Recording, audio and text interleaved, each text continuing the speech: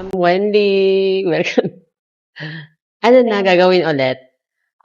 Magpapa-short hair ulit ako. Yung long bob cut, hanggang dito pa din. Yan, Yes. para matanggal yung mga split ends na yan, tsaka Yeah. yung mga dry. Previous beach call, Oo, mga bleach na hair. Yung color ko, medyo brown siya na parang ashy na brown na parang blonde. Oh, Pero this time, ulit? This time, no bleach kasi. no bleach, Di ba, ma'am? Kahit medyo close lang.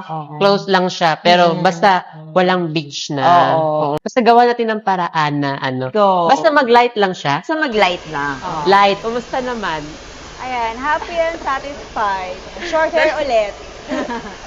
Ayan guys, as you can see, diba, ganda ng hair ko. Syempre, alagang prima yan. So, dahil mas dumadami na yung mga pupunta dito, meron na kami bagong branch dito sa may GH Mall. Yes. Bagong mall yan. Beside lang din dito sa may promenade. Very walking distance and malapit lang.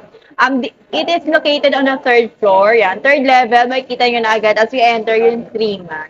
5-star siya. Ayan. Sobrang ganda ng naging result ng hair ko. Ayan. Ilang years na ako dito.